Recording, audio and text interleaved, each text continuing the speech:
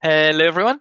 So this is webinar number 2, and we're talking about combinatorics today. So this is the first maths webinar for year 11.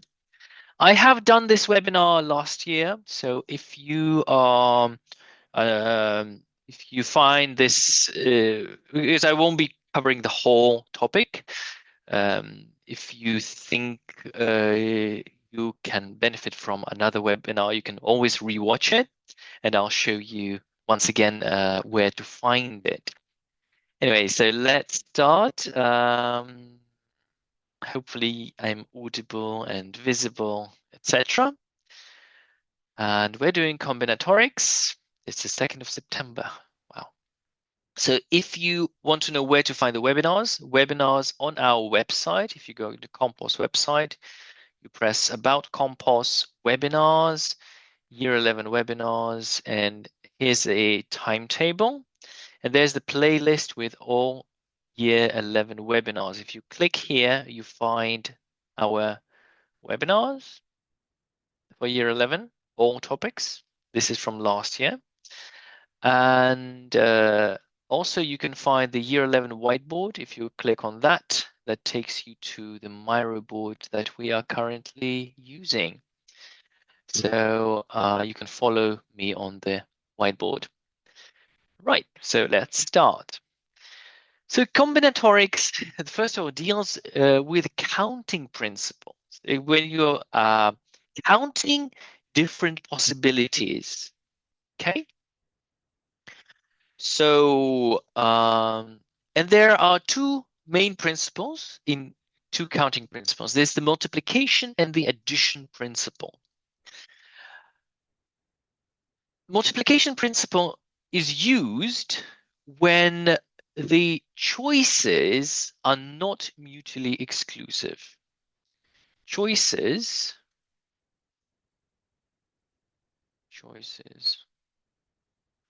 are not mutually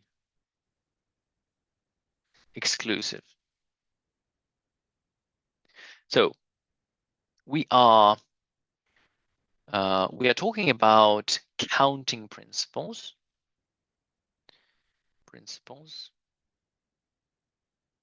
And we're counting the possibilities. Counting. What are we counting? We're counting possibilities or choices.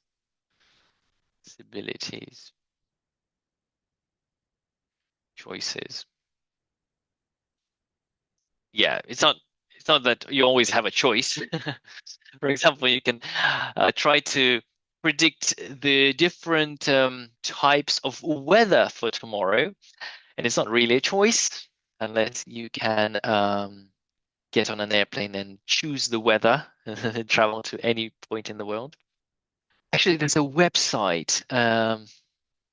There's a website where you type in the temperature you want and the type of weather you want, and they tell you where to find that weather. So if you, yeah. Anyways, let's go on. Choices are not mutually. In addition principle, choices are mutually exclusive. Choices are mutually exclusive. What do I mean by that? Well, I want to get dressed in the morning, and I'm going to demonstrate. I have 5 t-shirts, which is probably an underestimation. I've got 6 trousers, maybe, probably not. And I've got 7 hats. Choose from. Because choosing a t-shirt doesn't exclude you from choosing trousers, right? If you wear a t-shirt, you probably still want to wear trousers. So there are 5 times 6 times 7 possible ways to get dressed.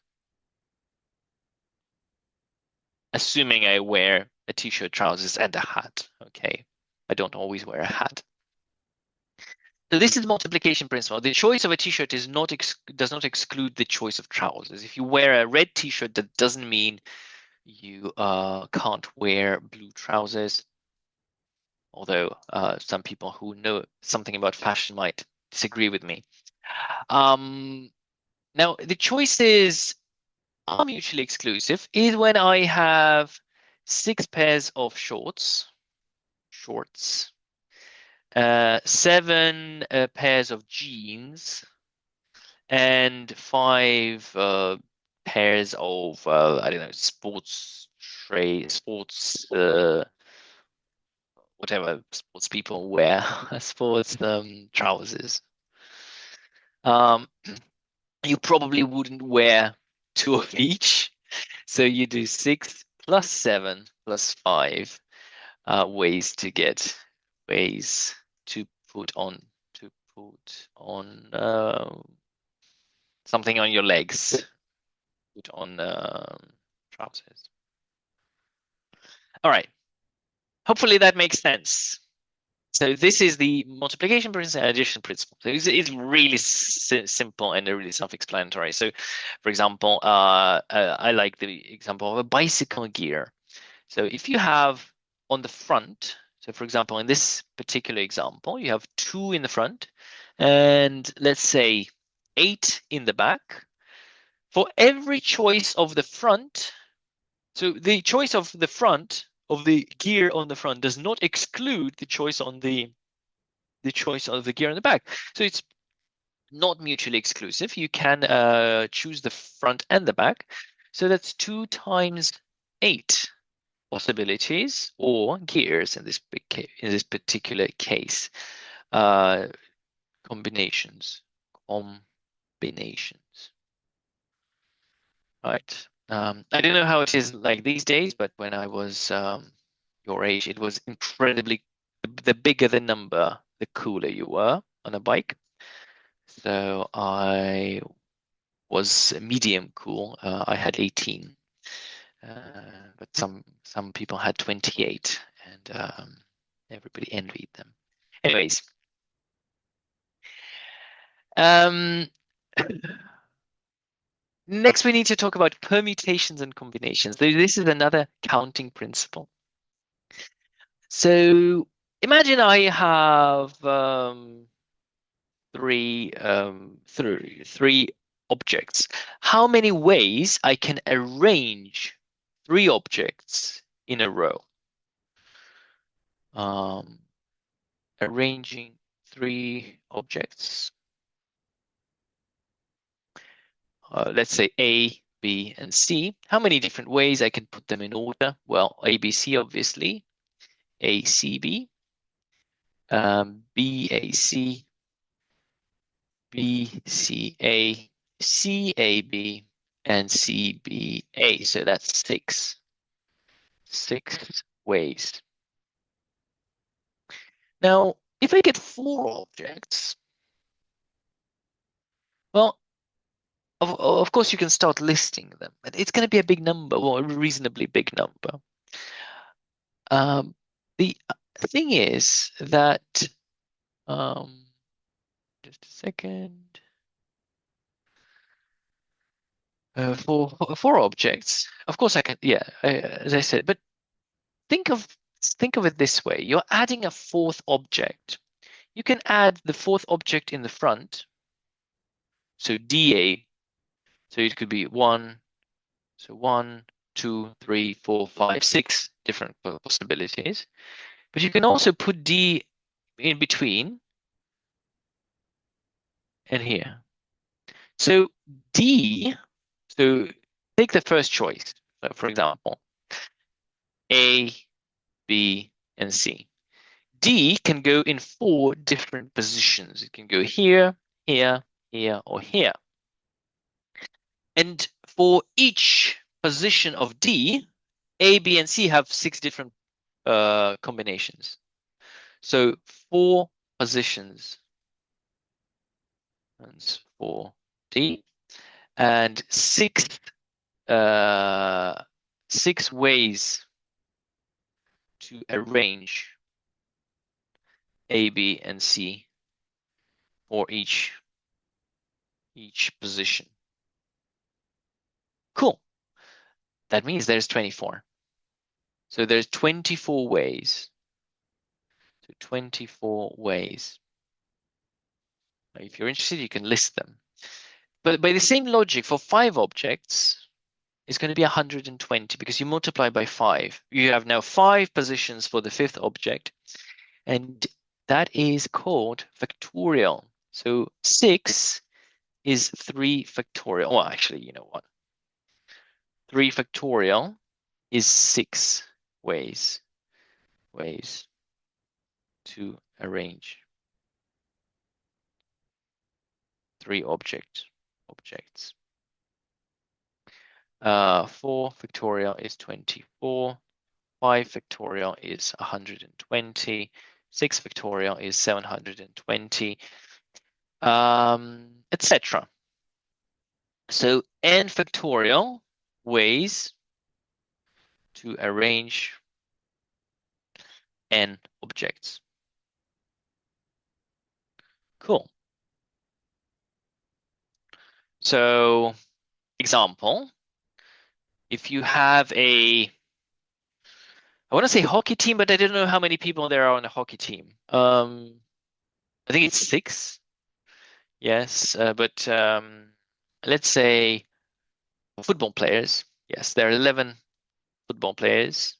So there are 11 factorial ways to put 11 people in a row. Now, if 11 factorial doesn't sound scary, try to guess what 11 factorial is. So 11 factorial is, just guess a number. Is it 1,000? Is it 10,000? Is it 500? What is it? Well, obviously it's not 500 because 6 factorial is 720. So what do you think is 11 factorial? While I'm getting my calculator and calculating 11 factorial, is this? It's 39,916,800 ways. That's incredible, right? So there, if you take 11 people, there are this many ways to put them in order. Who guessed roughly correctly? Well, well done.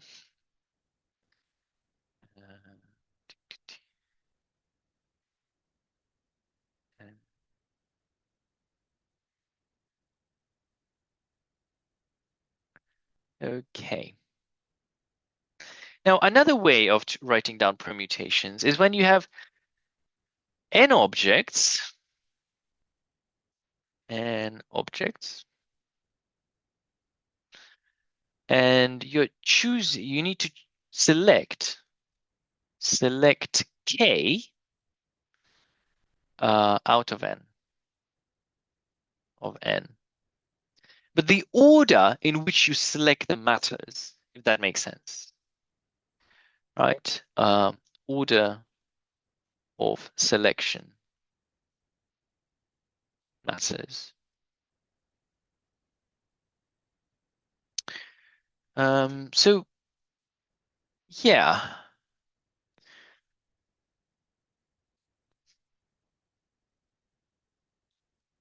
Well, let's look at an example. Let's say you have 6 objects.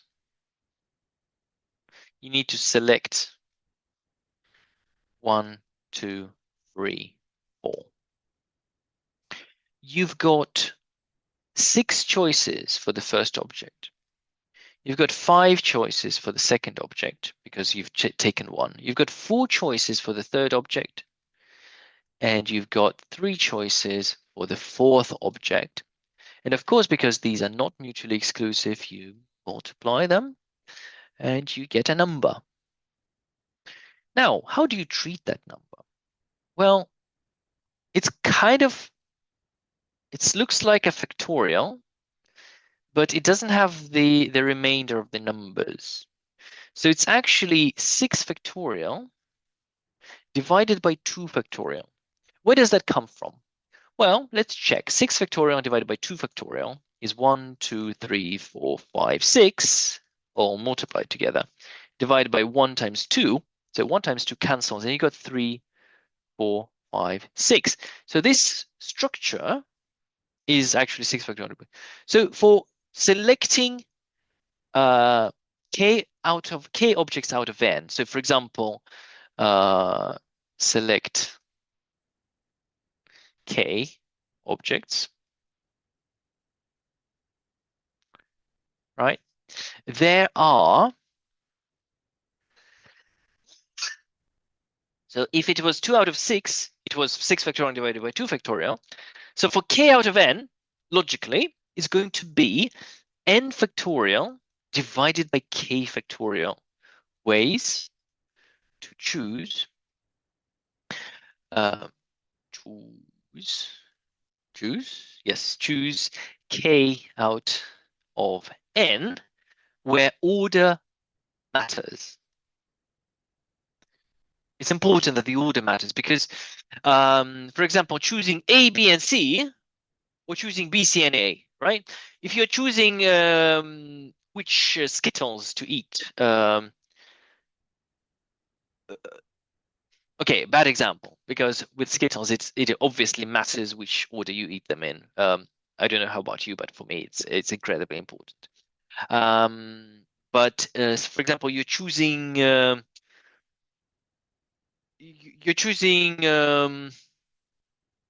5 pens out of 10, and you want to take them with you for the exam, right?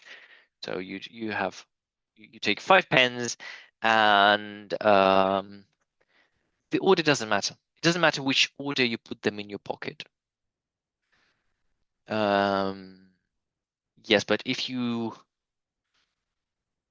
well, something else that order matters. I'm not very good at thinking up examples on the spot, but you can imagine that you want to write with your green pen first, red pen, then blue pen. I don't know. Yes, and this number has a special name. It's called P. So NPK. All right, NPK. So there's NPK ways to select K out of N, where order matters. And on your calculator, there's a special button. So for example, 6 choose 2, 6P2. So it's usually somewhere here, depending on your calculator model.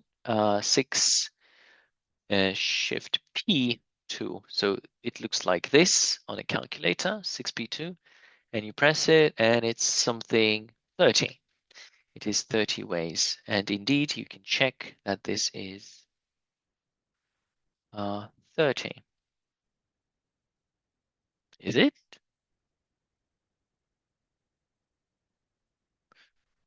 Sorry, it's not P. I'm very sorry. I'm getting It's not K, of course. It's you're selecting 4. You're not selecting 2. You're selecting 4. Sorry. It's order of selection matters. Of course, you're selecting 4 out of 6. It's divided by 4 factorial. That doesn't make any sense. So 4 factorial, and then 1, 2, 3. No. Right. You're selecting 4, so it's going to be 6 divided by 6 minus 4 factorial. Right. And here it's going to be 2 factorial. Well, 6 minus 4 factorial, which is 2 factorial.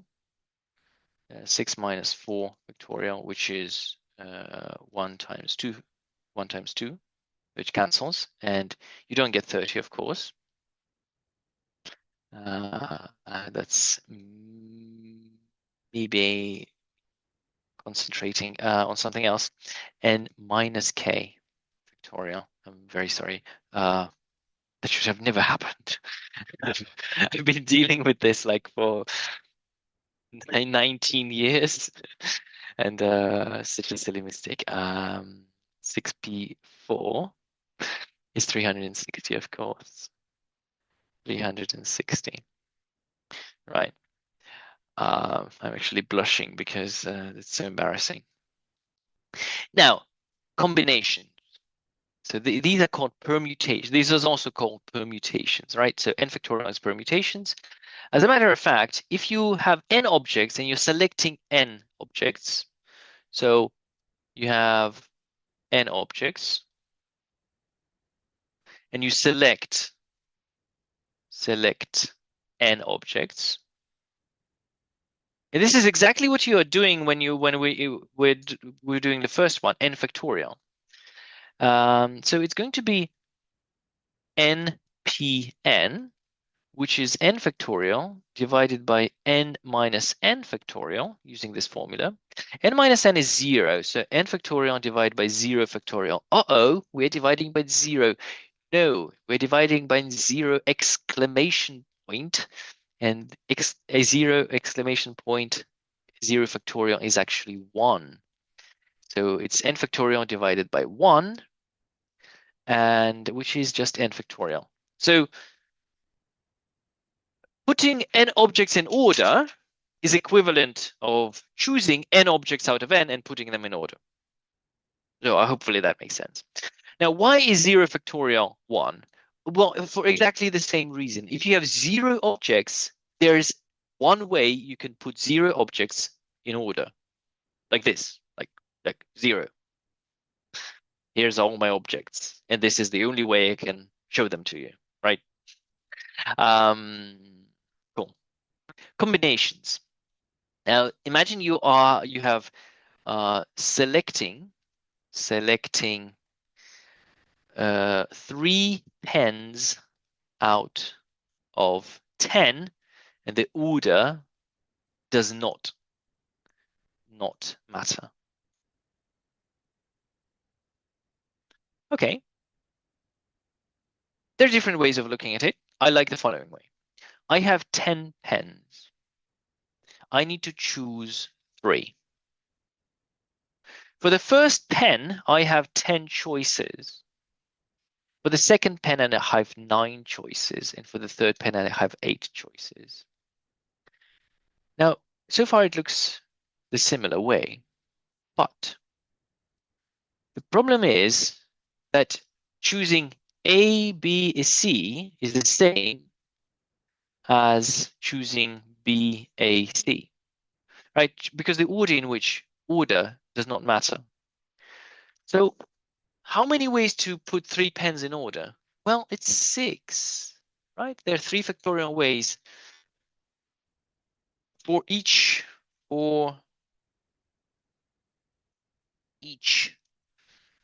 choice of 3 pens. There are 3 factorial ways to put them in order. Nice, but there are 10 times 9 times 8. So there's there's 10 factorial divided by 7 factorial, which is 10 minus 3. 10 minus 3 factorial ways to choose 3 pens out of 10, where order matters.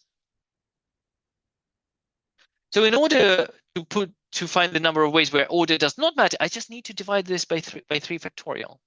So I do 10 factorial, 10 minus 3 factorial, divided by 3 factorial, ways to choose 3 pens out of 10 where the order does not matter.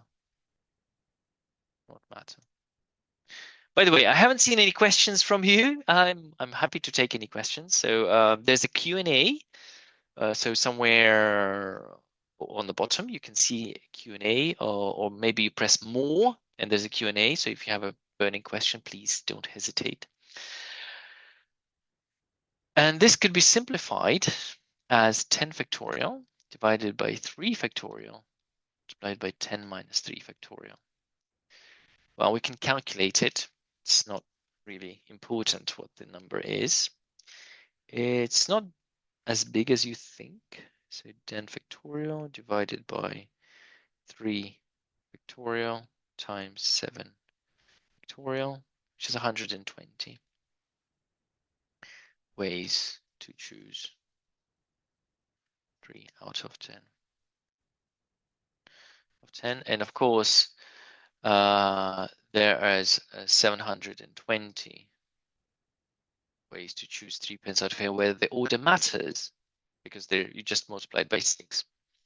And this construction is called n choose k. So you have n objects and you're choosing k out of n. And the formula is n factorial divided by k factorial, n minus k factorial.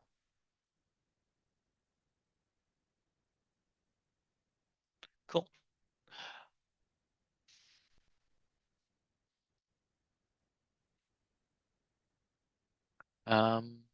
Nice. So this is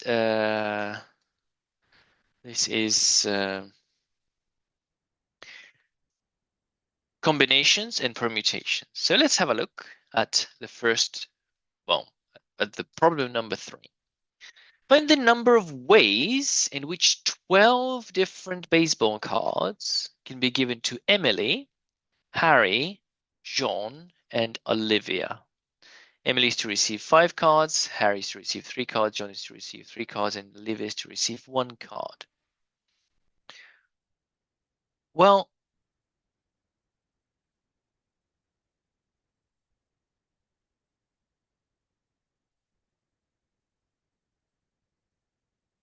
there are different ways of approaching this. I will go with the simplest way, of course. So I have Emily, Harry, John, and Olivia. And Emily is to receive 5 cards. 1, 2, 3, 4, 5. I have no idea what a baseball card is, but I think it's a card which has something to do with baseball. John is to receive 3 cards. And Olivia is to receive 1 card. Okay.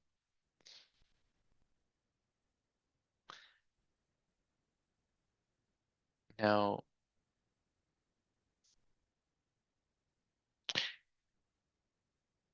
if you think about it, does it matter? Does the order in which the cards go matter? Well, not really. The link to the whiteboard is on the webinars tab on our website. So Konstantin is our moderator today. Maybe he can publish the link. Okay. The order in which the cards are chosen does not matter. So let's say Emily is choosing first. Emily chooses first. Well, she has 5 out of 12. So that's 12 choose 5 ways to choose.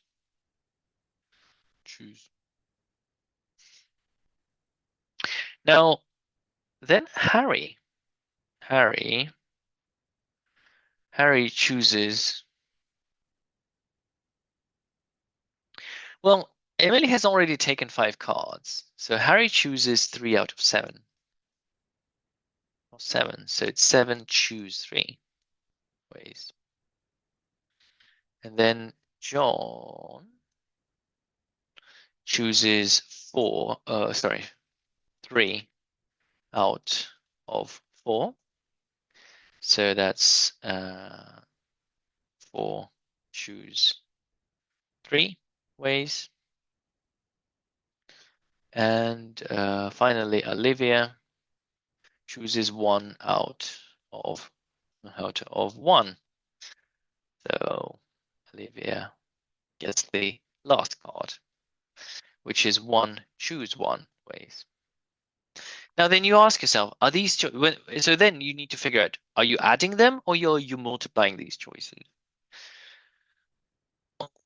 if Emily chooses 5 cards, does not mean that Harry can't choose his 3 cards. So the choices are not mutually exclusive, not mutually exclusive. So that means a multiplication principle. We use multiplication.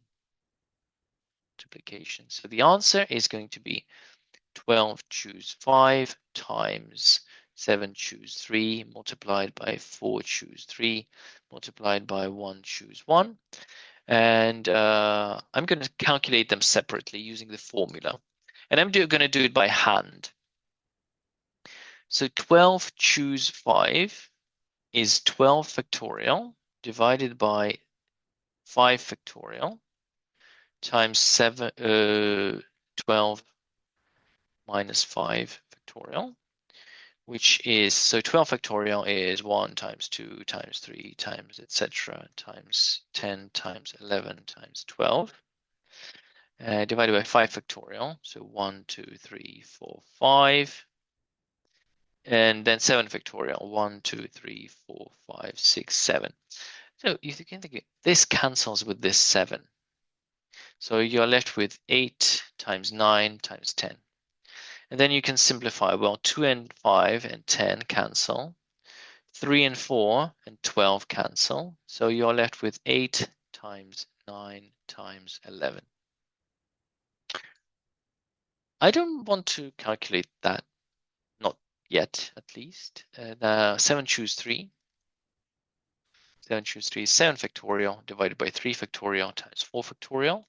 So 7 factorial and 4 factorial cancel out, and I get 5 times 6 times 7 over 1 times 2 times 3, 1 times 2 times 3, and 6 cancel, and I get 35.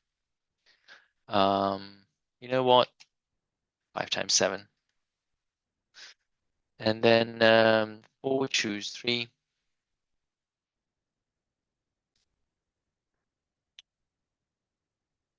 4 choose 3. Yeah, writing 12 choose 5 equals 792 is an acceptable method. Yeah, so is 12 choose 5 792? 4 factorial divided by 3 factorial times 1 factorial. That's, well, that's just 4. And then 1 choose 1, that's 1 factorial divided by 1 factorial times 0 factorial. Or 1 factorial is 1 divided by 1 times 1, which is 1. Cool, of course. Olivia has one choice of one card.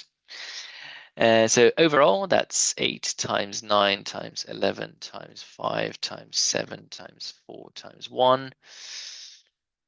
I'm definitely not good at multiplying big numbers. I'm trying to figure out, is there anything? I'll be a bit lazy and just do it on a calculator. Times 11 times 5, which 7 times 4 times 1. 110,880 ways. So quite a lot, but then it's 12 cards. Problem 4. A police department has 4 male and 7 female officers. A special group of 5 officers is to be assembled for an undercover operation. How many possible groups can be chosen? Well, they're not asking how many groups can be chosen. They're asking in how many ways a group can be chosen, because the actual question is much more complicated. Anyways, is it though? Well, I don't know. Anyways, they're choosing how many ways a group can be chosen. So A, well, there are 4 male and 7 female, and we have 11 officers. We need to choose 5. Oh, that's simple. 11 choose 5. Whatever that is, 11 choose 5. So on a calculator, it looks like this. 11 choose 5. 11 choose 5, 462, 462 groups. B. Determine how many groups can be formed consisting of 2 males and 3 females. Oh, that's an interesting. So you've got two male places and 3 female places. So male, male, female, female, female. So well, first of all, you need to choose 2 out of two. First of all, you choose 2 out of um, 2 out of 4. So that's 4 choose 2. And then you choose 3 out of 7. So 7 choose 3. Why does the why is it multiplication? Well, once again, it's not mutually exclusive. You can choose the males first and then the females. So choosing males doesn't exclude females. And then we have 4 choose 2. So 4 choose 2, that's is it 6? I want to say 6. So 4 factorial divided by 2 factorial times 2 factorial. 2 times 2 is 4, 6. It is 6 times 7 choose 3, 7 factorial divided by 3 factorial times 4 factorial. 5 times 6 times 7. 5 times 6 times 7 divided by 6, 5 times 35. So it's going to be 6 times 35. And I can definitely do that in my head. I can definitely not make a mistake, which is 210 ways groups. And it's less. Of course, you're introducing restrictions. Therefore, you have fewer possible groups, which makes perfect sense. C. Determine how many groups can be formed consisting at least one male. At least one male. So now you would think that you have to consider groups having one male, 2 males, 3 males, or 4 males, right? And then you have to calculate each possibility. And actually, all you need to do is to find out how many groups contain no males at all. So how many, you can go from the opposite end. There are how many groups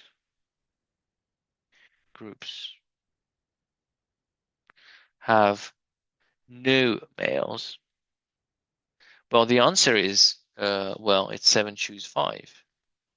7 choose 5. 7 choose 5. That's 21. 21 groups. So 300 and 462, that's the total number of groups that you could use, minus 21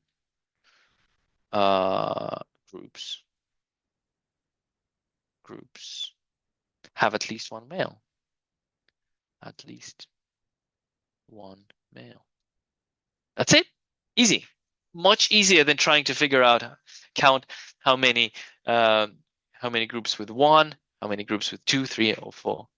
And that is 462. I do not want to embarrass myself again. A 441. 441 groups. Pretty cool. And let's move on. Problem 5. In an art museum, there are 8 different paintings by Picasso, 5 different paintings by Van Gogh, 3 different paintings by Rembrandt. The curator at the museum wants to hold an exhibition in a hall that can only display a maximum of 7 paintings at a time. Okay, the curator wants to include at least 2 paintings from each artist. Given that 7 paintings will be displayed, in how many ways they can be selected? Well, okay. At least 2 paintings. So there's 8 by Picasso, Van Gogh, and Rembrandt. So there are 3 painters. 8 by Picasso, 5 by Van Gogh, and 3 by Rembrandt. So you want to choose at least 2. So you kind of need to choose you need to choose the 6 first. So 1, 2, 3, 4, 5. 1, 2, 3, 4, 5, 6. And then there's another one. So you have to go Picasso, Picasso, Van Gogh, Van Gogh, then Rembrandt, Rembrandt, and then any. Any.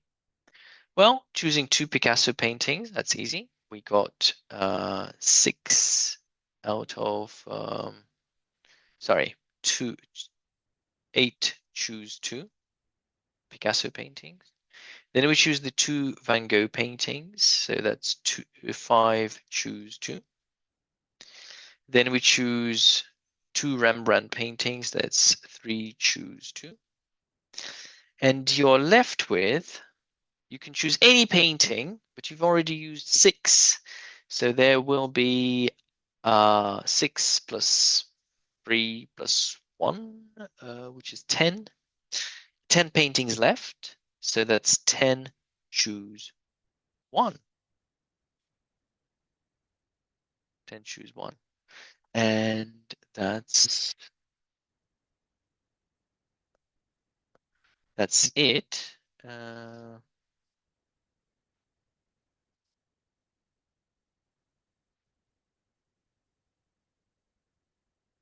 Yeah.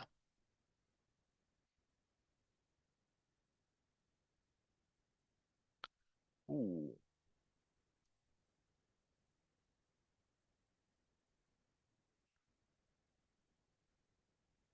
Why doesn't order matter here?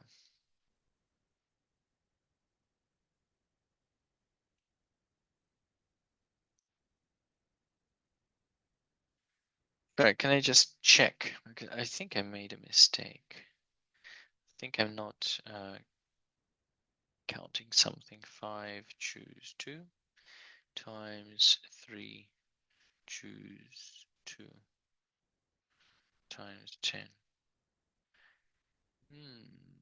Divided by 4.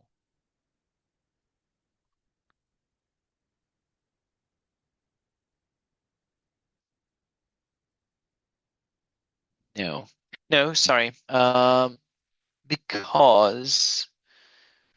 Because suddenly the order starts to matter. Because the problem is that if you choose, if this final painting is a Picasso, then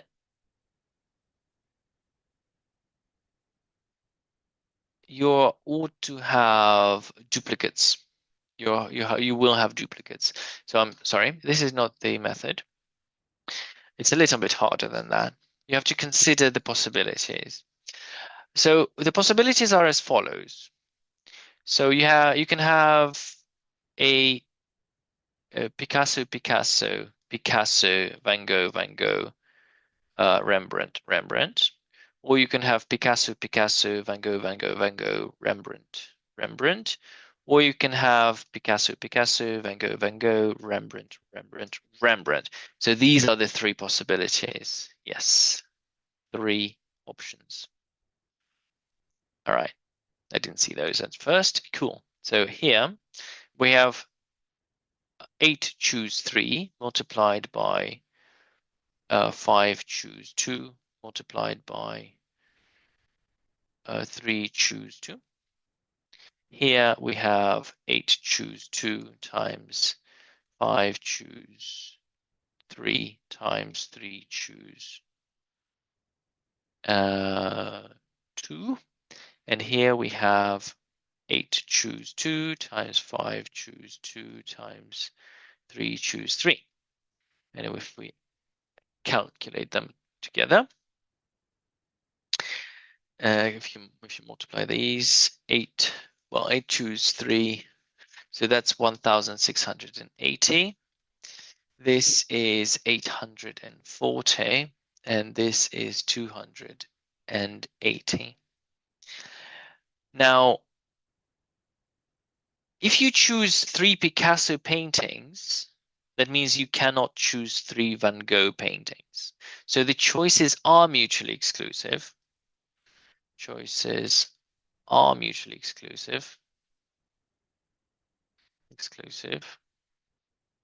That's where you add. So you go 1,680 plus 840 plus 280, and that gives you 2,800 ways. The problem with the previous method was that we would have duplicates. So if we choose 2 Picasso, like Picasso painting 1, Picasso painting 2, and then we choose Picasso painting 3, then the next in the next round we could have Picasso painting 2, Picasso painting 4. Oh, sorry. Picasso painting 1, Picasso painting 1, Picasso painting 3. So technically this is a different choice. So these choices are different. But then the if it's Picasso painting 2, that means these choices are identical. Basically, we've counted them twice, if that makes sense. There was a question. Yes. 8 ways. Why does the order not matter here? Well, it doesn't say. I'm assuming order doesn't matter. Yes, it's usually they won't be very clear that choosing the pictures in different order is a different choice. They would be quite open about this. Here, it's how the question is how many ways can be selected implies that order doesn't matter. But yeah, I understand. It's not a very easy, not a very straightforward thing to understand whether it's order matters or not. Find the probability that more Rembrandt paintings will be selected than Picasso paintings or Van Gogh paintings. Well, this is actually quite simple because there are more Rembrandt paintings, so that's 280 ways to choose 280. So 280 ways to choose more Rembrandt. And that means it's 280 out of 2,800. So that's 0.1 or 10%. I don't like putting percentages, so just ignore that. 0.1. So the probability. Okay. Ooh, do we have time? Hopefully. 10 students are to be arranged in a chemistry lab. The chemistry lab is set out in 2 rows of 5. So there are 10 desks. Right.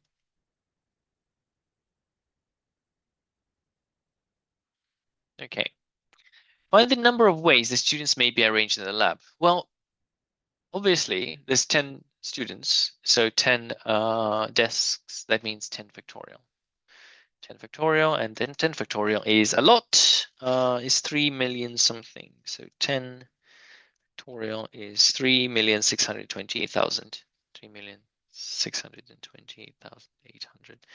Maybe one day I'll remember this number and then just everyone will be amazed by my ability to remember 7 numbers. Right. 2 of the students, Hugo and Leo, were noticed to talk to each other during the previous lab sessions.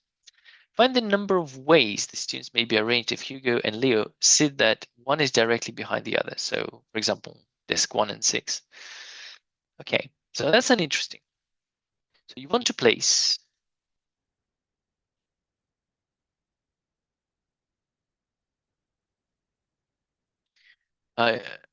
we can go like this. First, place Hugo and Leo. First, place Hugo and Leo. Now they can sit here, or here, or here, or here, or here. So that's 5. But Hugo can sit on the front and Leo can sit on the back, and vice versa. So there are 2 times 5 ways.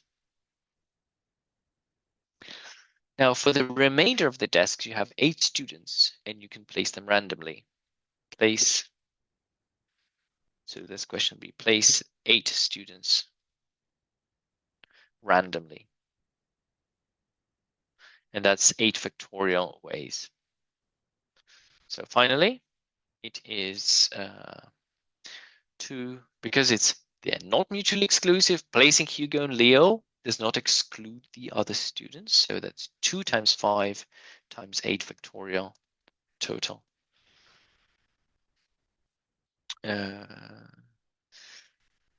factorial. Well, that's basically 10 factorial divided by 9. So 10 divided by 9. 10 factorial divided by 9. 403,200. Wow.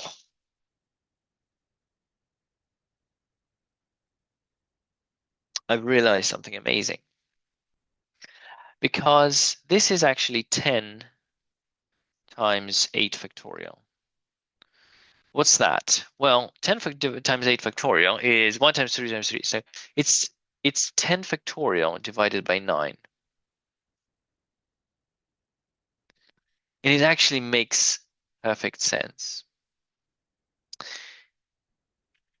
Now, normally you would say, why is it 10 factorial? Because for desk 1, there are 10 possible students can sit on desk 1. There are 9 possible students that could sit on desk 2, 8 possible students, etc. And that's how you get 10 factorial. But now let's place Leo. Leo has 10 positions. Has said that Leo can sit at 10 locations. But once Leo has sat down, Hugo has only one choice. So instead of doing 10 times 9 times 8 times 7 times, which with no restrictions, times 1, that's no restrictions. So the second person, which is, well, let's say that is Hugo, because the order doesn't, well, order of them sitting down kind of matters. But yes, there's one desk. So instead of 9, we have 1, and that's how we arrive to this number. So yeah, that's quite interesting. Why not 10 choose 8? Because you're not choosing 8 students out of 8. You're choosing 8 out of 8, and the order matters. Choosing 8 out of 8. Choose 8 out of 8, and order matters. Because otherwise, well, 8 choose 8 is just 1. There is one way of choosing 8 out of 8 if the order does not matter, because you just 8 students. Well, here they are. Cool. Now moving on. There are 11 players on the football team who are asked.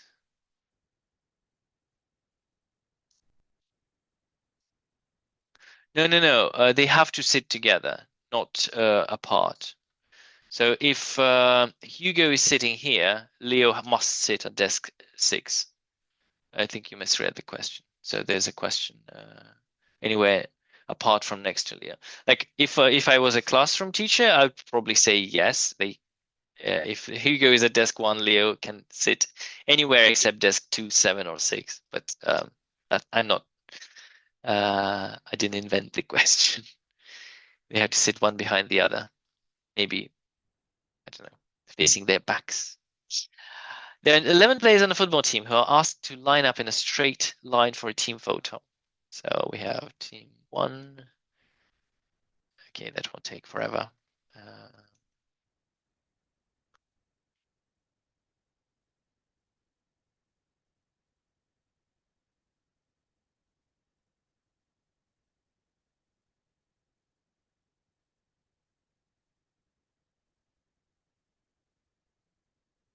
I'll do the reform.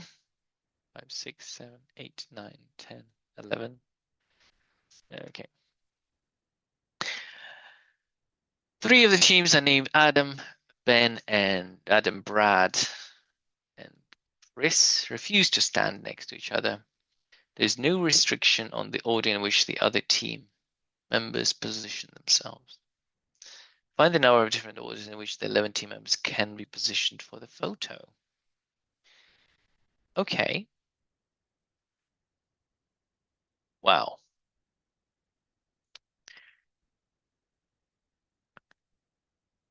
So they can't be together. So you need to have at least one person in between.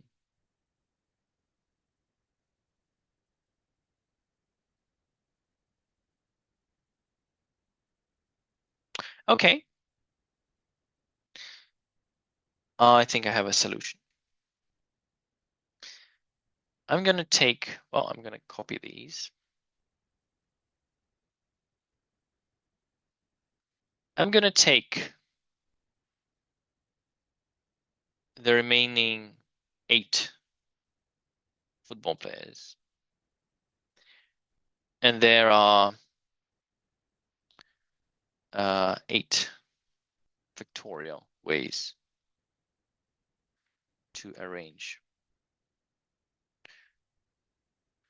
the content ones, the content players. Now we are left with 3 fussy players.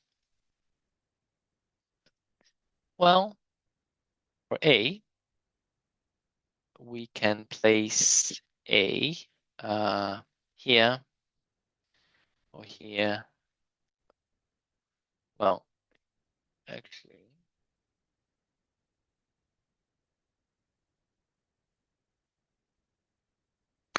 we can say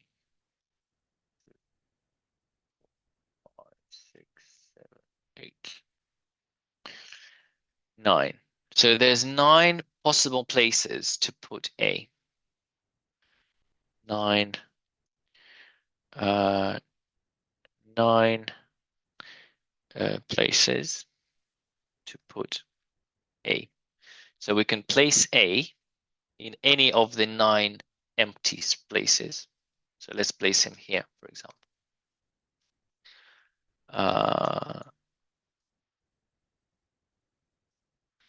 There now we have 8 remaining places because you can't place him here or here. So you have 8 remaining places, so 8 places to put B. So B can go anywhere. Here, here, here, here, here. Let's place him here, for example. And there are obviously 7 places to put C. And obviously the order matters. So therefore, you would not have any duplicates. And therefore, in total, that's 7 times 8 times 9 times 8 factorial ways. Cool. I don't even need to calculate that. I'm not interested in that number. It's big. Millions of ways. There's literally 30 something million ways of putting football players in order, and 3 players are being difficult about it. I mean, come on. Anyways, the barcode strings of a new product are created from 4 letters A, B, C, D, and 10 digits. No three of the letters may be written consecutively in a barcode string. There's no restriction on the order in which the numbers can be written. Okay, from 4 letters and 10 digits, a barcode string with 4 letters and 10 digits. Strings of any.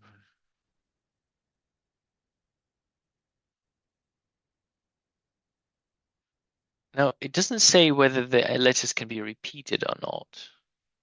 That's I'm assuming not. Let's have a look at the original question.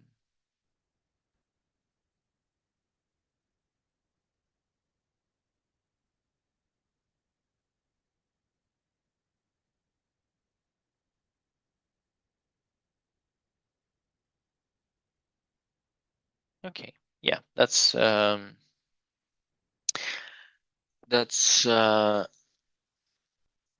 repetition. Sorry, they can't be repeated. So you have 4 letters and 10 digits. So that means there's 14 elements. So total 14 factorial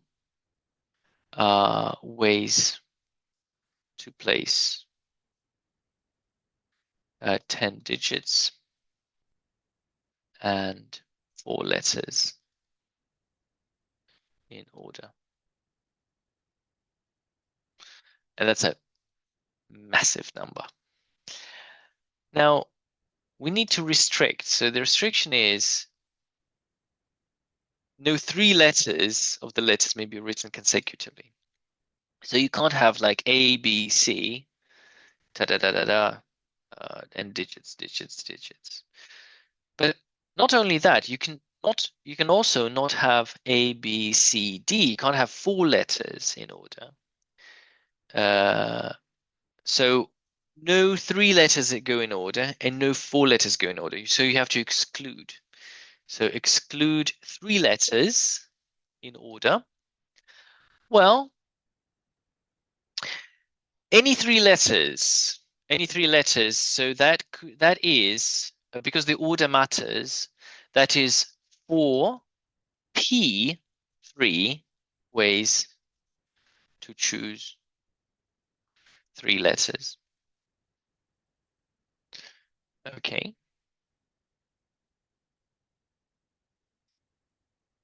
Actually, you know what? Oh, yeah. Okay. Never mind. 4p3 ways to choose 3 letters. And okay, so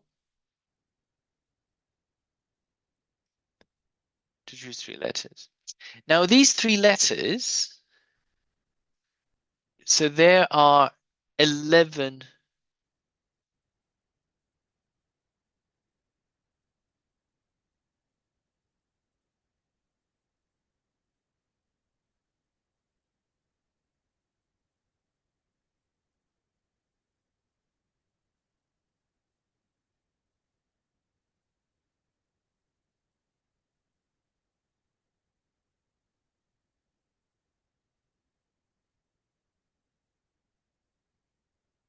Choose 2. Why would it be 11 choose 2? Okay, there are 11. Sorry, 11.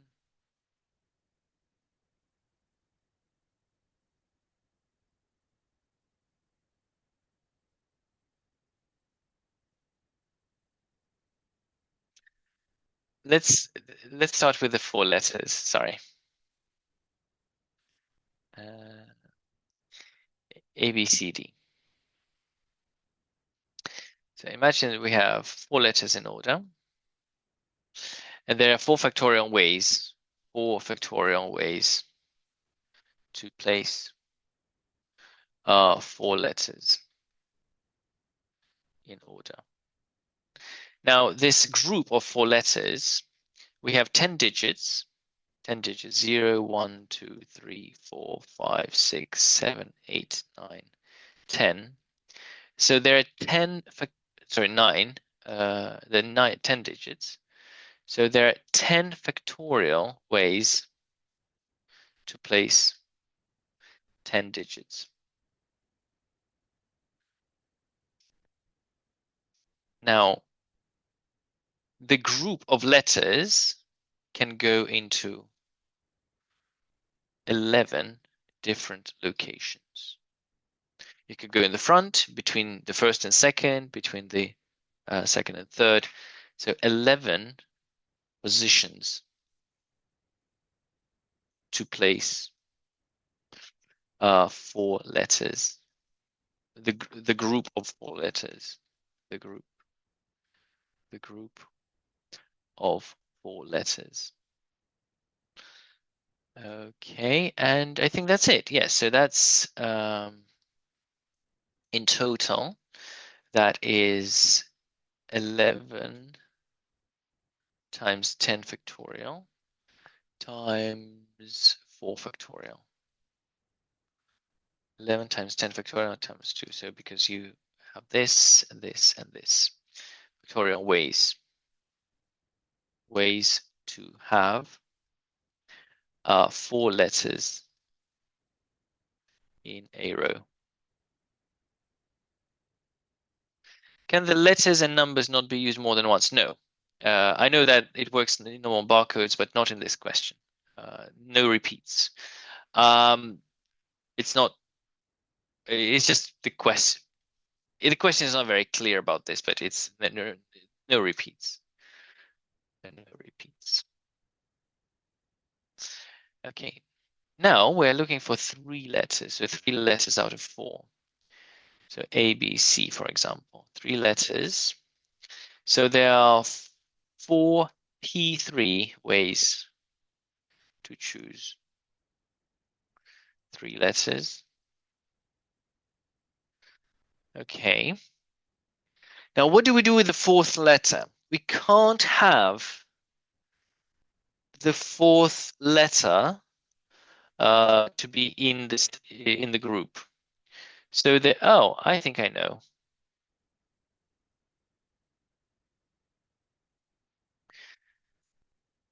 So here are the digits. So there are 10 factorial ways to arrange digits. Yes, we do the same as we did previously with the football players. And there are 1, 2, 3, 4, 5, 6, 7, 8, 9, 10, 11 places to put the 11 places to put the 4th letter. And once you've placed the 4th letter, so let's say you've put the 4th letter in here, you are left with 10 places to place the group of 3 letters. So you have this group of 3 letters, and there are 4 P3 ways of choosing that group. Then you arrange your digits. There are 10 factorial ways to do that. Now you have 11 gaps between the digits, so 11 places to place the 4th letter, and one place is occupied, and now you have 10 places to place the group of 3 letters. So you've got 10 times 11 times 10 factorial times 4p3 ways to have 3 letters in a row. And finally, the final answer, you've got 14 factorial minus 11 times 10 factorial times 4 factorial minus 10 times 11 times 10 factorial times 4p3. And you get something, well, it's 7.66 times 10 to the 10 ways. There are lots and lots of ways. Okay. Okay, we've got 15 minutes. I wanted to talk about the Pascal's triangle, and I'm gonna rush a little bit because I want to get through. So imagine you have like a plus b to the power 1. A plus b to the power 1 is just a plus b. A plus b squared, if you open the brackets, is a squared plus 2ab plus b squared. If you do a plus b cubed, it's going to be a cubed plus 3a squared b plus 3ab squared plus b to the power 3. You can check that by opening the brackets. A plus b to the power 4 is a to the power 4 plus 4a cubed b plus 6a squared b squared. I'll be amazed if I don't make a mistake. A b cubed plus b to the power 4. It looks like there's a pattern. Wouldn't it be lovely if we could predict that pattern? And of course there is. If you write the coefficients, and coefficient is 1. It's 1a, 1b, 1, 2, 1, 1, 3, 3, 1, 1, 4, 6, 4, 1, because the rest is quite predictable, right? Because obviously a to the power 4, 3, 2, 1. So this pattern is very predictable. B to the power 0, b to the power 1, b to the power 2, b to the power 3, b to the power 4. So this is predictable. So what do we do with the coefficients? Well, if we can write them out, we can make a Pascal's triangle out of them. And because a plus b to the power 0 is actually just 1. So there's 1 on top. 1, 1, 1, 1, 2, 1, 1, 3, 3, 1, 1, 1, 4, 6, 4, 1. This is known as the Pascal's triangle. The way you build it, you take the 2 digits above the number, you add them together and you get a 2. You take 2 and 1, that makes 3. 3 and 3 makes 6. Right. Okay. Now, if you carry on, there's going to be 1. This is 1 and 4 is 5. 4 and that's 10. 10, 5, 1. 1, 6, 15, 20, 15, 6, and 1. So I can use this triangle to predict what a plus b to the power 6 is. It's going to be a to the power 6 plus 6a 5b plus 15a 4b squared plus 20a cubed b cubed plus 15a squared b to the power 4 plus 6a b to the power 5 plus b to the power 5. Wow, that's quite cool. But what if you're dealing with like really big coefficients? Wouldn't it be lovely to be able to predict which number goes in the Pascal's triangle? Well, actually, there is, of course. If we start numbering the rows, this is the 0th row. This is the first, third, oh, sorry, second, etc. First, 0, 1, 2, 3, 4, 5, 6. So this is, and then we start numbering the numbers. So this is the 0th position, 0th row, 0th position. This is the first position. This is the second position. So first, 0th, first, second. Let's look at this number, for example. This number is row 6, position 2, because we start with 0. Row 6, position 2, and it's actually equal to 6, choose 2. Let's check. 6 factorial divided by 2 factorial times 6 minus 2 factorial. 6 factorial divided by 2 factorial times 4 factorial. That's 5 times 6. That's 30. 30 divided by 2 is 15. Nice. we can use the combinations formula, and it's not a coincidence that, of course, it's not a coincidence. The combinations formula, the C formula, to calculate any position in the Pascal's triangle. And that, so I'm going to move this here just to. So what does that mean? That means,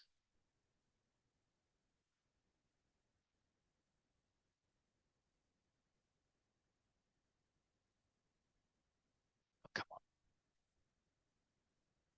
it's so not important. This is 6 choose 0, 6 choose 1, 6 choose 2, 6 choose 3, 6 choose 4, 6 choose 5, 6 choose 6. So these numbers. So for any power, I can just use the formula. So for this one, it could 2x plus 1 to the power 4. This is going to be 4 choose 0, 4 choose 1, 4 choose 2, 4 choose 3, 4 choose 4. And then I build up 2 to the power x, 2x to the power 4, 2x to the power 3, 2x to the power 2, 2x to the power 1, 2x to the power 0.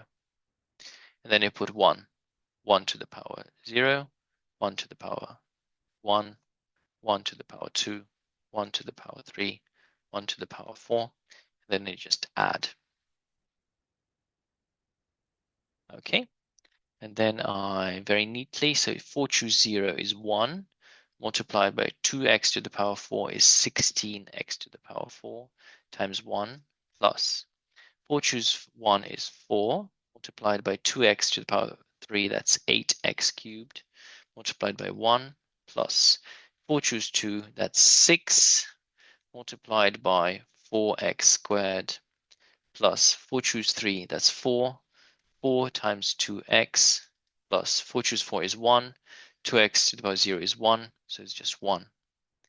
So it's going to be 16x to the power 4, plus 32x cubed, plus 24x squared, plus 8x plus 1.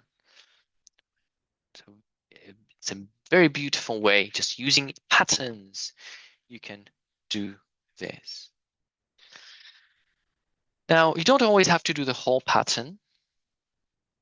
Write down the number of terms in this expansion. Well, there are 8, and we're starting from 0, so there's going to be 9. There are 9 terms. Find the coefficient in the term in x to the power 4. So we need to find the particular term, not all of them. All of them is just too big. So x cubed plus 2x over x to the power 8. Well, it's the same pattern. It's going to be 8 choose 0, 8 choose 1, 8 choose 2, 8 choose 3, etc. I'm not interested in the whole of them. I just want to know the pattern. It's going to be x cubed to the power 8. So x cubed to the power 8, and then 2 over x to the power 0. Now, I'm interested in the total power. That's x to the power 24. That's x to the power 24. That's way too big. We need coefficient of x to the power 4. Okay. The next one is going to be x cubed to the power 7 and 2 over x to the power 1. So 3 times 7 is 21. 21 and then times divided by x to the power 1. That's x to the power 20. Okay. And very nice. I can see that the power of x goes down by 4 each time. So now it's x to the power 16, x to the power 12, x to the power 8, x to the power 4. So we need 1, 2, 3, 4, 5, 6th term. the sixth term. So that's going to be 8 choose choose 4 because we start with 0. Oh, doesn't make any sense. 8 choose 0, 1, 2, 3. So sixth term. So and 8 choose 5. Yes, 8 choose 5. Sixth term. And then it goes x cubed to the power 3 multiplied by 2 over x to the power 5. And this is the term that we need. We don't need all of it, just one particular term. So 8 choose 5 times x cubed to the power 3 multiplied by 2 over x to the power 5. Let's check. That's 8 choose 5. 8 choose 5 is 56. 56 multiplied by x cubed. X cubed is x to the 9 multiplied by 2 to the power 5, that's 32, divided by x to the power 5, x to the power 9 and x to the power, that's x to the power 4. 56 times 32 times 32, that's 1792 x to the power 4. That's it. That's the term that we need. Well, actually, they're asking just for the coefficient. And the coefficient is 1792. I hope that makes sense. This is called the binomial expansion. Where can we get access to the whiteboard? The whiteboard is it's fun to link. Yes, I've done the link in the chat. Uh, yes, I've done that. Okay. How do you get x to the power of 20? I don't remember getting x to the power 20. 21, you mean? That's x to the power, 20. Because that's 3 times 7 is 21, divided by x to the power 1. So that's x to the power 20.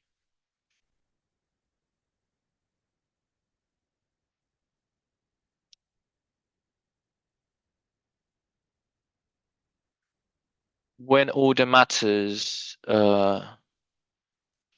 Konstantin, would you like to answer the question live? Yeah, by all means.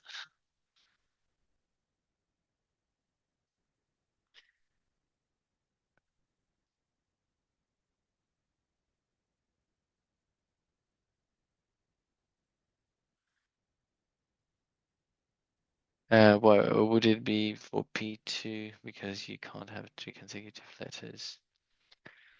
For P2. No, we're excluding. So the reason why we did this, we're excluding, we did 4p2 because we wanted to exclude the possibilities that are not suitable. So we calculated 14 factorial was the total number of possibilities, and then we started excluding the ones that are not suitable for us. Are there any 3 letters combinatorics count as a consecutive?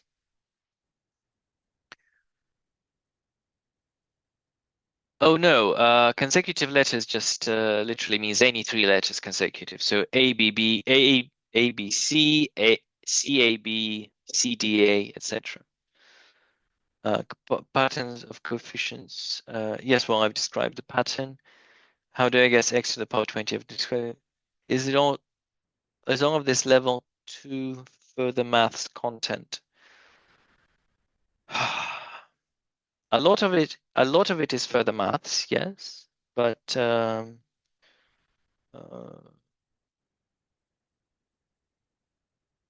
not because it's that very complicated.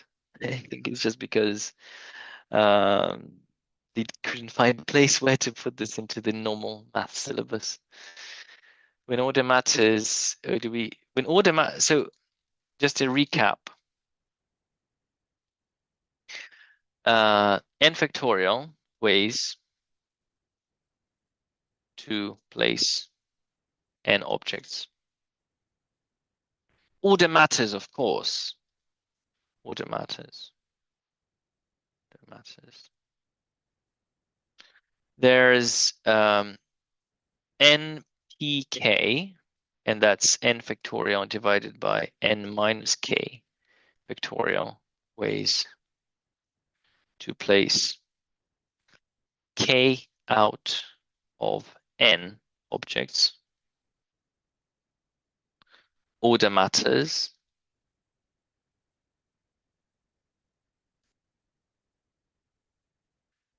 And then finally, there's n choose k, which is n factorial divided by k factorial, n minus k factorial ways to place k, to choose k out of n. And order does not matter. Well, you're marked on physics and maths separately, and you need 50% on each to at least 50% on each to pass. What actually meaning order matters versus does is? Well, is ABC the same as CAB? Right. If order matters, then it's not the same. If the order does not matter, then ABC is the same as CAB. Simple. So if I want to choose,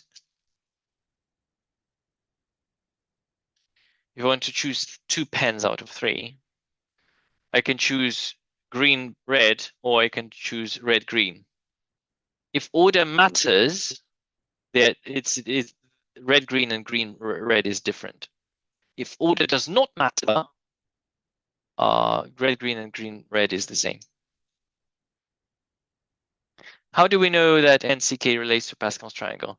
I didn't have time to explain that. Apologies, but you can find the explanation online.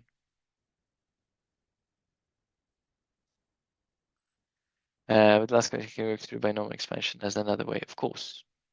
Yes, you can work it out. You work it out. Just open the brackets. Okay. Right. I'll finish here. So thank you for joining me today, and all the best in solving the assignment. And I'll see you all in 2 weeks' time, where I will do gas laws again. We'll choose slightly different questions. And right, all the best. And thank you, Konstantin, for moderating. До завтра.